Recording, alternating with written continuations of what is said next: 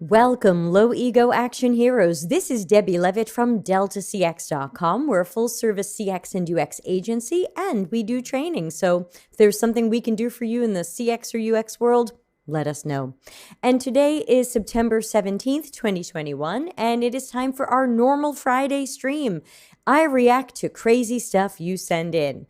I don't know why some of you send in some of these things, but you do. So we're going to take a look at them. If you are live in the YouTube or LinkedIn chat room, you are welcome to join in the conversation. Hello, Itan. I recognize your pandas. Hope you're having a good Friday, and I think you might be starting a new job next week, so I'm excited for you. How is it going? So we've got a pile of stuff today because last week we did something different instead of a reaction stream. So let's take a look at what we've got queued up for you today. And if you do want to send in something for me to react to next week, since I'm no longer looking at the list for today, deltacx.link/reaction. All right, so just checking. No, I was about to press all the wrong buttons. Hold on. You'd think I'd be better at my own show by now. All right, so let's start with a couple of notes that people sent me. Hold on. Where's the button that switches my screen? Here it is. Let's see. Yep, here we are. Me, tip jar, chat room, screen. So someone had sent in a job that said skills, sketch, wireframing, using components, role, UI designer, duration 2 days. This was for my Career Foundry mentor, who is a contractor with a Fortune 500 company in fintech.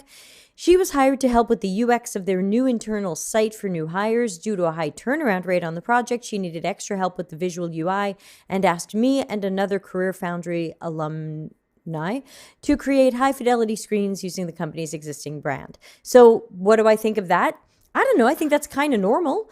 It's too bad they didn't want your help with UX, considering that's hopefully what they were teaching you at Career Foundry.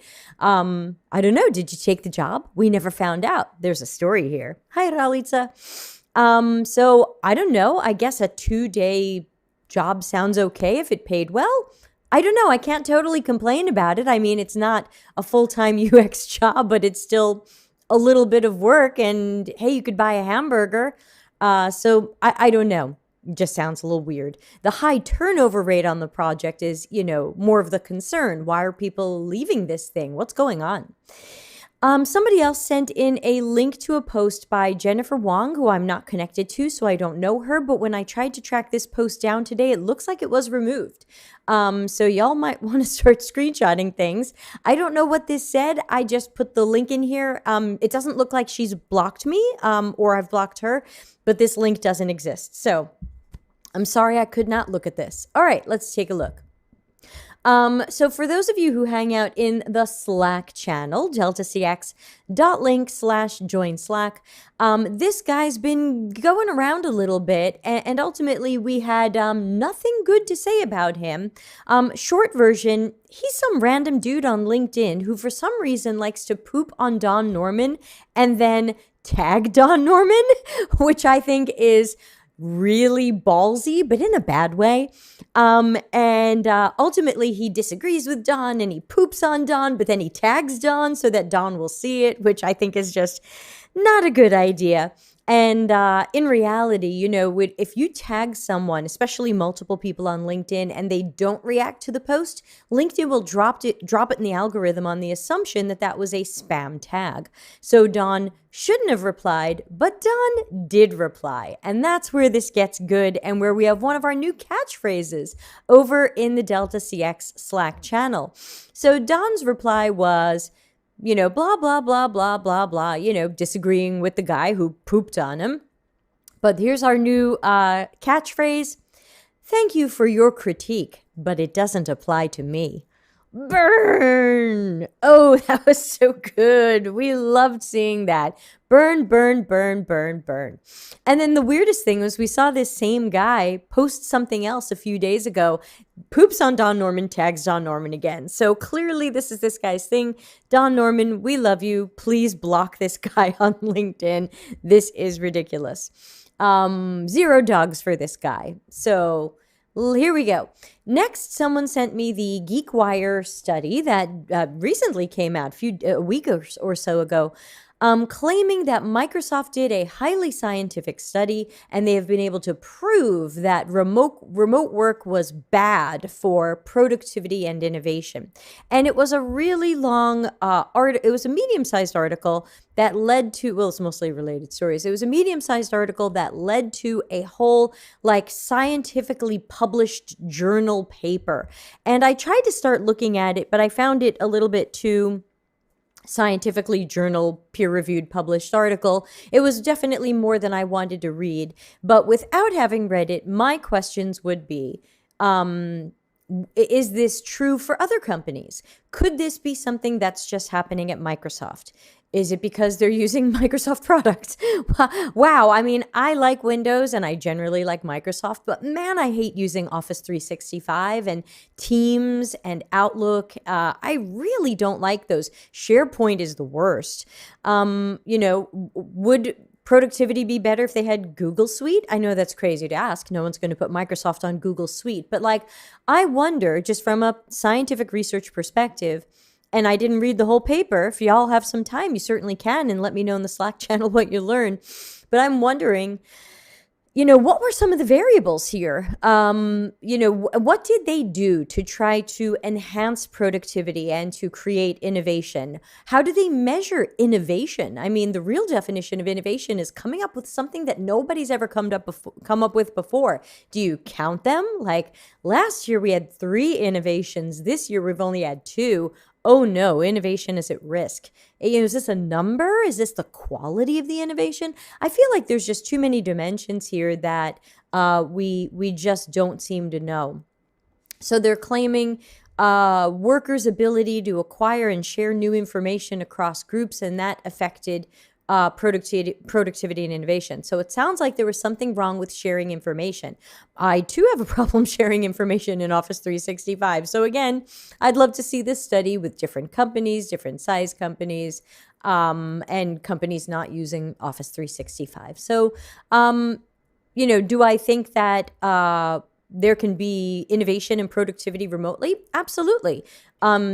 I wonder if this would be better over time, because if this were a peer-reviewed scientific study, then maybe they were doing this at the height of the pandemic, and maybe results would be different this year or next year. So this could be something that changes over time as well. So my thought is, as usual, put on your critical thinking hat, and this, if it's scientifically proven, then it was scientifically true at one point, but would it be true next year? I don't know. All right. Next is Sarah Duty, and she does turn up on this stream a lot since she does tend to say things that I tend to disagree with. But this is a Medium article from about 10 days ago, and it says, "Why you have not been hired after your UX bootcamp and what can you do about it?" Now, just from that title alone, my impression, or at least what I would probably be writing in an article like this, is, hey, you might not be job ready because you didn't level up your skills enough. Employers are looking for 1+ years of experience. They don't want you right out of a boot camp. So I would imagine this article is about keep upskilling, keep learning, find ways to practice, take more courses, read more books, get that mentor or coach. That's what my advice would be. Let's see what hers is. So problem statement, sales pitch. So what do we've got a graphic for that, and it looks like this. Clickbait. And it also looks like this. For sale. We've got something for sale. This is the pitch, and it's bold, so you hopefully don't miss it as you are scrolling. So this person is looking to sell you something, and it says it's their career strategy lab, and it's the application page. What do you think it costs, everybody? Let's find out. Because it's for sale. Something for sale. Apply now. Will she tell us what it costs? Oh, look how long this page is, everybody. It's squeeze page.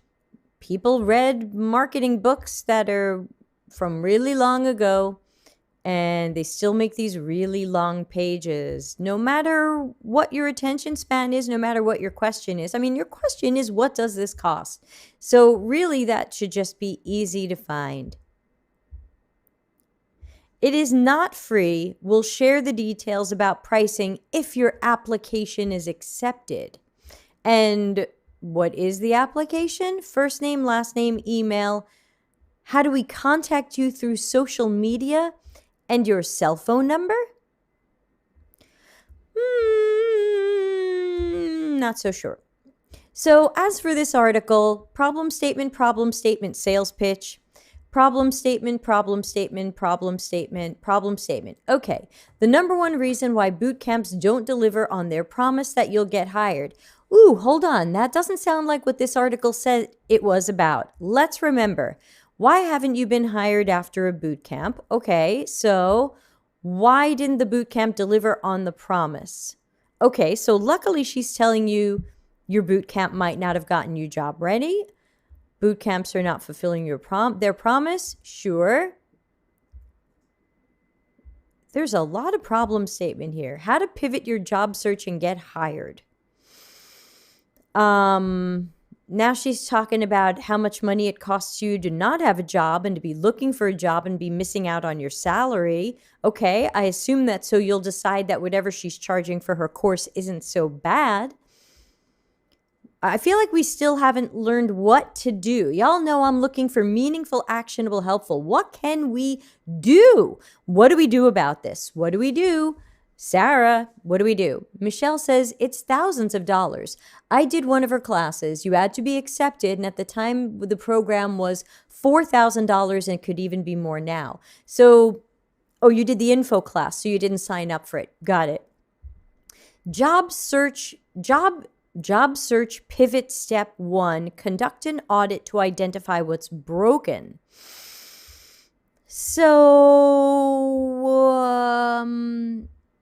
So it sounds like she's trying to imply that if you're having trouble getting hired, your job search isn't right, you're not applying to the right number of roles or enough roles or where you're looking for roles, and interview prep.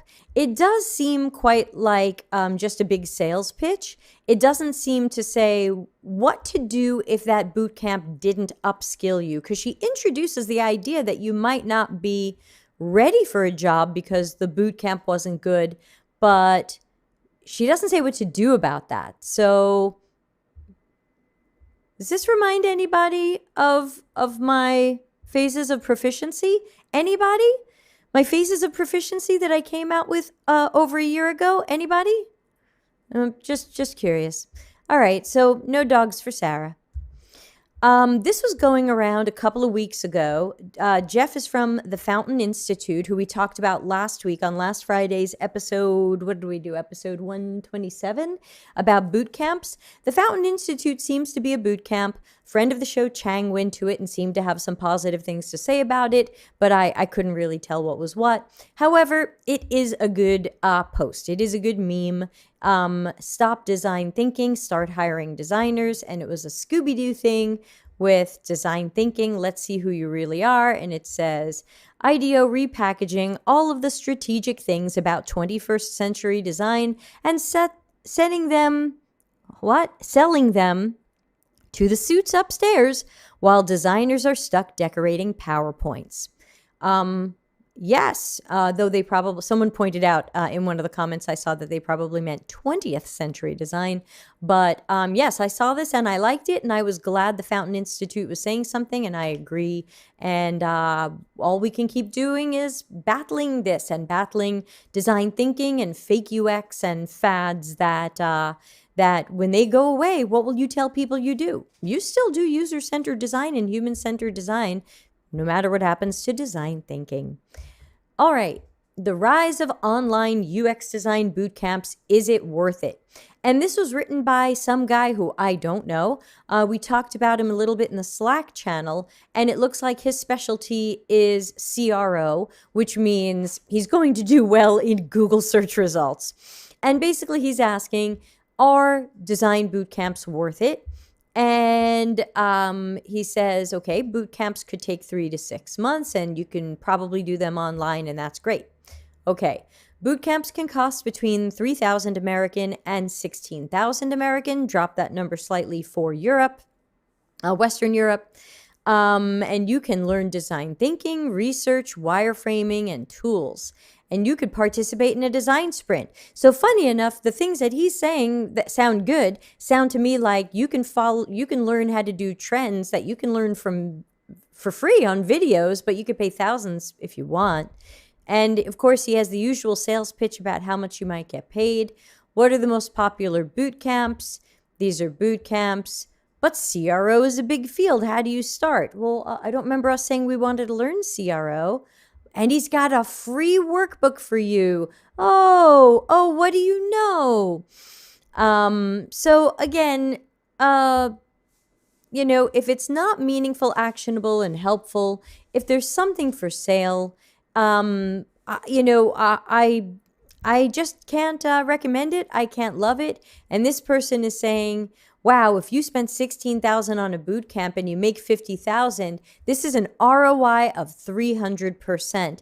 But not really, because if you think about it, if you make $50,000, you might lose 27% of that to taxes. And, so again, it's not like there's $50,000 placed directly into your pocket. And what if you can't live on $50,000? Is it still a return on investment if you can't make ends meet at 50,000 American dollars, as some people can't? So ultimately, not too sure how this guy, who this guy is or what he gains from telling you boot camps are great. But I think we've got enough information here to know that boot camps are great for some people and a scam and a waste for many people. And we cannot keep overlooking those people or gaslighting them into thinking, well, it works for some people. I'm too worried about the people for whom it doesn't work. All right. Next, someone sent me a video. It's been seen evidently 490,000 times from someone who has 97,000 subscribers and a whole bunch of, coded links that might make her money. So, good for her for the following that she has managed to create. And what I found in the video, I did watch most of it, it was only 6 minutes long, it was one of those videos that made me feel like UX design is just cool and fun every day. So I'm not going to play the video, but she manages to start with her morning makeup routine. And I actually think that her channel is more about makeup if you take a look at it. And then she talks about planning her day, making wireframes, going to meetings, look at all these cool things on the board, and presenting her design. And half her day is spent designing, 30% in meetings, and 20% on data, which I guess might be research and trying to get stuff. And wow, she's at this cool place with all this delicious free food and cool spaces. And my thought was, that looks great. But that's never been a single realistic job that I've been in. Audience, how about you? Does that look like the jobs that you've been in? She totally left out the part where the product manager has already wireframed it. She totally left out the part where we're fighting over stuff and engineering overrules the UX decision. So I think that it could certainly be a day in her life, but I'm not sure that this is necessarily representative of UX jobs. I can certainly see why people are hoping a UX job is like this. It sure looks fun, but that hasn't been the reality of many people that I've known. It can be a reality at some of these cool companies in, I-10 says, where does she work? I don't remember, but I think it was a well-known Silicon Valley company. Oh, she says all profits will maintain my blog. Okay, so puts money in her pocket and support local nonprofits. Well, we don't know how much. So, I don't remember where she works, but you can always watch this. But it was your typical, Bay Area thing. And, 8 months ago, she quit her job at Facebook. A week in my life was 2 months ago. Yeah. So obviously, if you're looking for great news about working in San Francisco, you can watch her channel. But I wonder if any of this is reality for most of you. So moving on. And by the way, you can tell what YouTube thinks of this video and who watches it by the other things that it recommends. So how to become a designer with no, let me guess what word comes after that? Experience, sure. And look, even she became a designer with no experience. So, of course, she's got a huge following. Plus, she's young and pretty, which continues to be two reasons why I don't have a bigger following. Now, we already did 2 shows on what do I think of boot camps and courses, but this one came up again. So every time this one comes up again, I am going to speak to it because I did mention in my book that this was a course that you could potentially look into and sounded pretty good. Of course, I cannot erase what's in my book, and this is no longer a course that I can recommend. So when people do ask me if I recommend UX Design Institute, I do go out of my way to tell people I do not any longer recommend UX Design Institute. In general, if you want to take a boot camp or online course, you can, but I recommend strongly that you get a mentor or a coach to check your work every step of the way. Research plan. Keep checking it until it's good. Any survey questions, any, watch your first interview video, help you do better. I thought this was a better program than it was. I've seen it in depth a few times since I wrote the book 2.5 years ago. And this is not a program that I can recommend. For starters, I found that they promise you mentoring, but mentoring is a group call once a month and they help 2 people. So out of your whole cohort, 2 people might get help. Everybody else will not get help that month. So if you are looking for a program with mentoring, remember that you're going to have to ask some tough questions about what does that mentoring look like? Who does the mentoring? How often is it? Is it one-on-one? Will I get tough love work feedback or will I get rah, rah, rah, keep going? There's a lot of good questions you can ask. Make sure when you see a program that offers mentoring or coaching or an advisor or what do we also see? A tutor, you're going to have to ask some follow-up questions because, hey, we don't know. This is a program that I would no longer recommend. And since you're asking that, that is my opinion on that. Do not do. All right, moving on. This was an interesting article someone sent, and it's actually 10 years old. It's from 2011. And someone said, what do you think of the chart at the end of it? And the chart at the end of it was actually a little bit confusing for me because it was like, is it generative? Is it organizing? Is it at first when I looked at that, I was like, wow, does that help me or does that not help me? But excuse me, I guess it's an okay chart, but ultimately I would just like to recommend this article to people. I would like to give this article 5 dogs. So please Google it, look for it. I thought it was good stuff. It is called Comparing User Research Methods for Information Architecture. And basically he goes through card sorting, different types of card sorts. So there's lots of stuff here on different types of card sorts. Excuse me. And of course, there are some suggested tools here, which probably don't exist anymore. But, tools don't matter. You just want to do card sorts. Reverse card sorts, which I thought was interesting. Tree testing. And again, we've just talked about some of these in the micro lessons playlist. Look, setting up unmoderated studies and interpreting unmoderated studies, though you can also do these studies as moderated. Remember that. They don't have to be unmoderated. So yeah, these were some of the things we just talked about. These are super, and I think this is a good article for people curious about some of these research and testing methods. So 5 dogs for whoever Jim Ross is. Okay, this is a tweet, and it's from Stale Cooper. I don't know who that is. It's got 25,000 likes, so it seems to be popular. And it says, please attach CV, cover letter, research statement, statement of research plans, diversity statement, statement on statements, teaching statement, list of allergies, drawing of a turtle in 500 words or less. Answer whether the post in postmodern is the same as the POS. Okay, so we get what's going on here, and I'm not too sure what you want me to react to, but yes. All right, next. This is an article because it says blog on Van Schneider.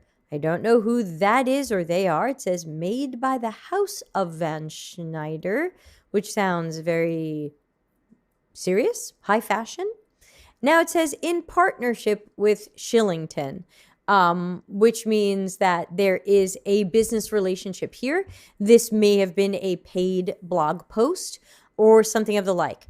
I've certainly seen this person's name floating around LinkedIn, but I cannot think of a time where I liked what the post was. So, big unknown.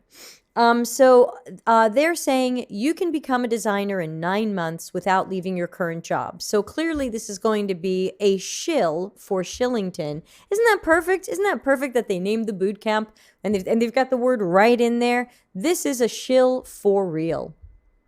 Now, let's just say this quite bluntly. Anybody can be a designer. No, I didn't turn into Jared Spool. But remember, anybody can call themselves a designer. You can call yourself a designer yesterday. You can call yourself a designer in 9 months. You can call yourself a designer 5 years from now.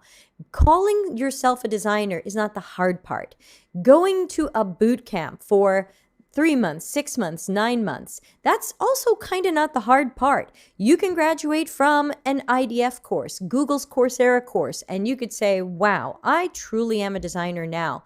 And I say, that's fine. And we can pour through this article and we can go through it. And it looks extremely UI, by the way. This looks very UI heavy. I'm not sure there's going to be a lot of UX here. But basically, it says online graphic design course. So this might not even be UX. This might just be UI. But ultimately, the bottom line is you can do courses, you can read books, you can go to boot camps, you can get a university degree. But are you doing these things? Are you doing the work well? That's what a hiring manager is going to look for.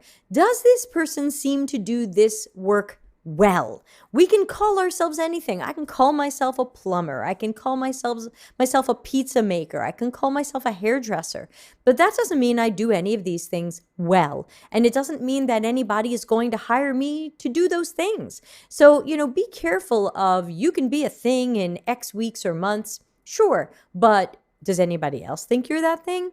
Uver says, I think he's the creator of Semplice, a portfolio creation platform now geared towards WordPress for creatives. Thank you, but whatever. This reminds me of an old joke.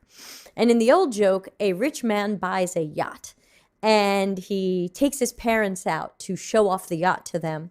And he says, and this is a very old joke, by the way, so this is not laugh out loud funny. This is like an old 1960s or earlier joke. And he says, see, Mama, Papa, I've got a yacht and I'm the captain of my yacht. Look, I bought a captain's hat.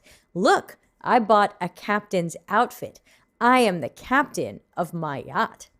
And finally, the father in the joke says to him, son, to me, you're a captain. To Mama, you're a captain. But to a captain, you're no captain. Thank you. Thank you. So hopefully that joke made sense. And it's a joke I think of a lot as I deal with all of these wacky things in UX that are kind of fake and trying to make it look like you can be a designer in 10 minutes. You can also be the captain of a yacht if you get a nice hat. But would the captain of a real yacht think you're a captain of a yacht? You know what I'm saying? Is this making sense? Chat room, say something.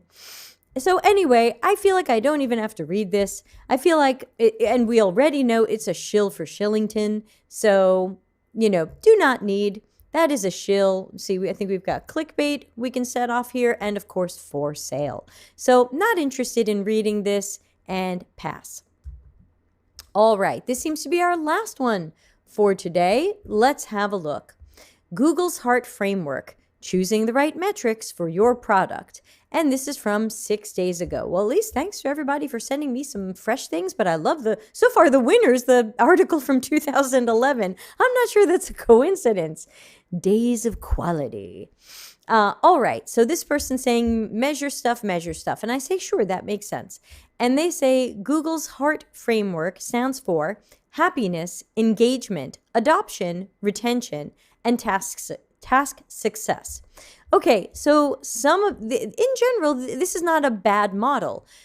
Are users happy? Now, of course, I wouldn't necessarily think of happy. I usually think of task success as making people happy. Like, I don't shoot for delight, I shoot for task success, because then they'll be delighted at how easy it was to do the task.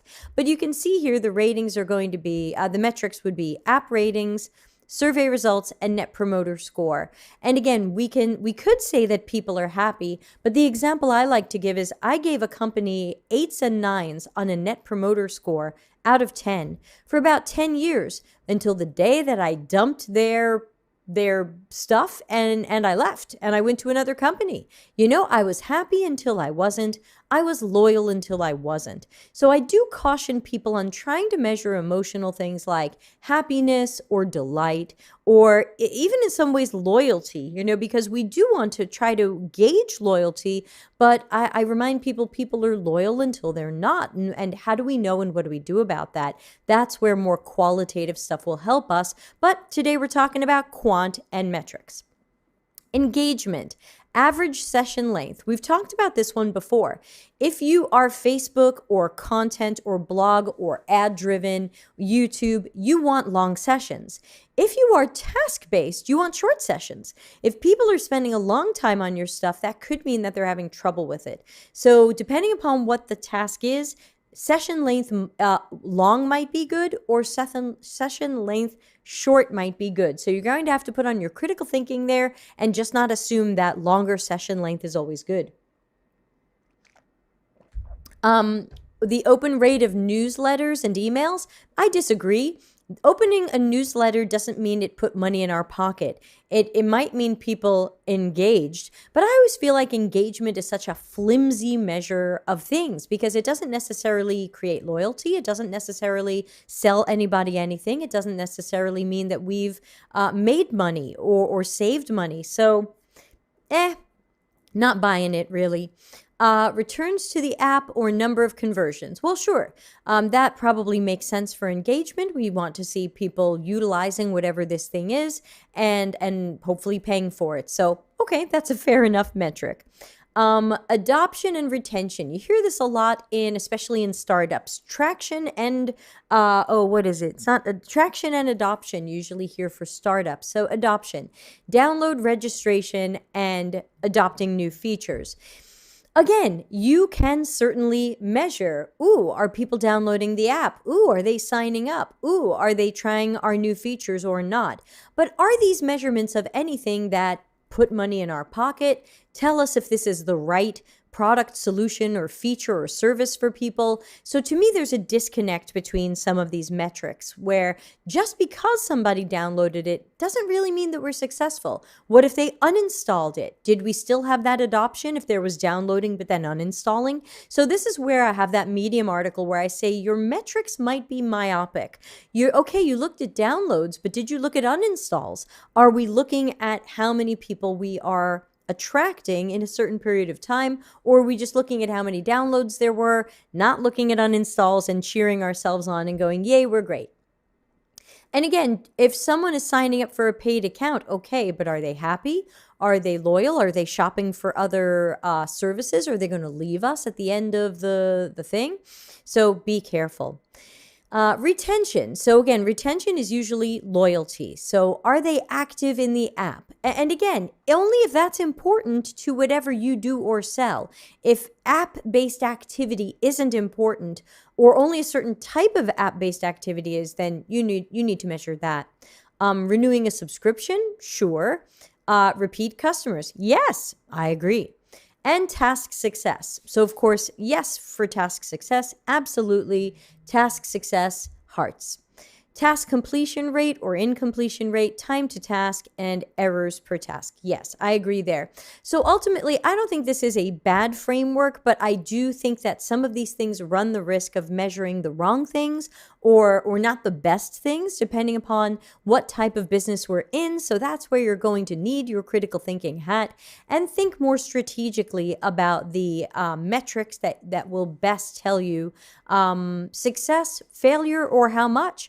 And of course, I always recommend that even with your quantitative metrics or analytics, you are combining that with qualitative research where we can get feedback from watching people use this stuff and interviewing them. We're going to know a lot more about what's going right or wrong and why, and what we shouldn't change and what we should fix. Because ultimately, all of these numbers are neato, but none of them tell us what's going right or wrong or why or what we should change or what we should keep the same because people love it.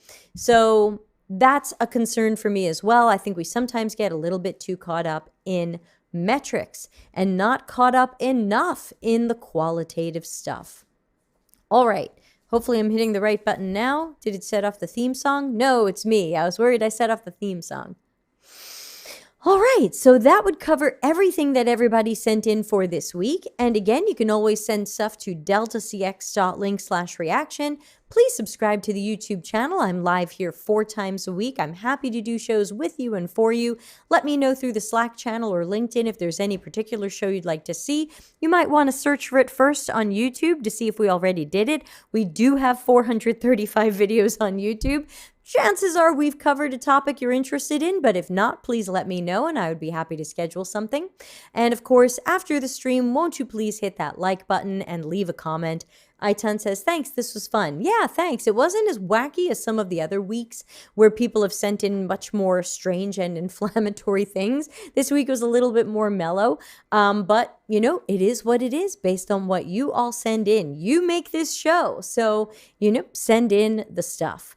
Other than that, let's take a quick look at the schedule for next week. I know we do have some shows planned, and let's take a look. Monday, I'm really excited about. We'll have Julia Dabari on to talk about questions you should be asking during interviews to determine if it's a place where you want to work. And I think it's a great companion to the show we just did on Monday about answering interview questions more concisely. Tuesday is double office hours. I'll be doing my early office hours, early for me, 10 a.m. Italy time, late in the day or evening for those of you in India or Asia or Australia, New Zealand. So that show is for you. Send in your questions to, let me get my little thing up here. Here we go, deltacx.link/ask. That way you can get your question in ahead of time for the early show or the late show. I do 2 shows next Tuesday.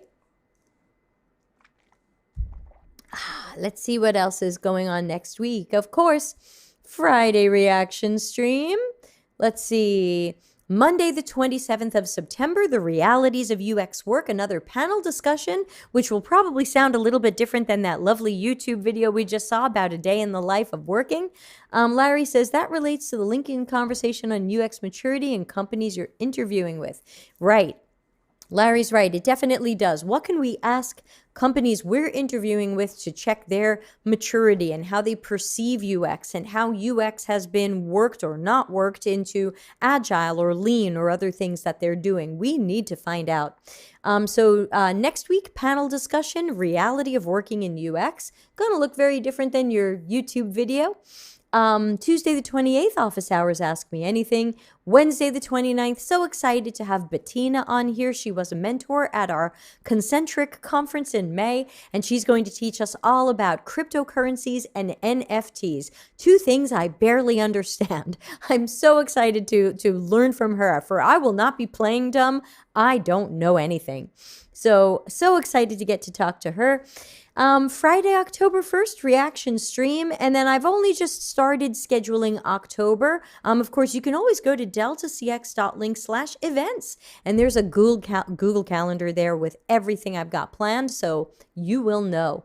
Monday the 4th, it says, oh, yay, Sophie Fryermuth is finally going to join us October 4th. And we're calling it The Hidden Project and Product Management in UX. Ooh, where do we overlap? Wednesday the 6th, I'm going to do a micro lesson on what I'm calling customer journey map disaster outcomes. It's not exactly what you think, excuse me, but tune in and find out what it is. Yeah, Larry says, what topics would the fans like to hear more about? Come on, fans, let us know. You can put it in the chat right here. Hi, Krishna. Let me know what you want to hear about, and we will schedule it up. Yeah, so there's lots of good stuff coming. And then don't forget, Wednesday, October 13, because you just missed this one, is our monthly networking, which we do on AirMeet, and the link is in Slack. So you'd have to join the Slack universe to have access to that URL. I think that covers everything. But again, if you have any ideas for the show, please do reach out to me. You can find me at deltacx.com, but also on LinkedIn as Debbie Levitt, and certainly through our Slack channels. You could leave a YouTube comment right under this video. I see them on my phone. I answer them. I press hearts. So let me know so that we can schedule more things that interest you. With that, I'm going to play us out of here. I hope everybody has a super weekend. I'm looking forward to taking a little bit of a break for a change. Maybe sleeping in. These are my big dreams. Sleeping in and maybe not sitting at this desk for a little bit. I hope you will do something fun and safe. Please wear 17 masks and continue to stay safe in these still kind of scary times.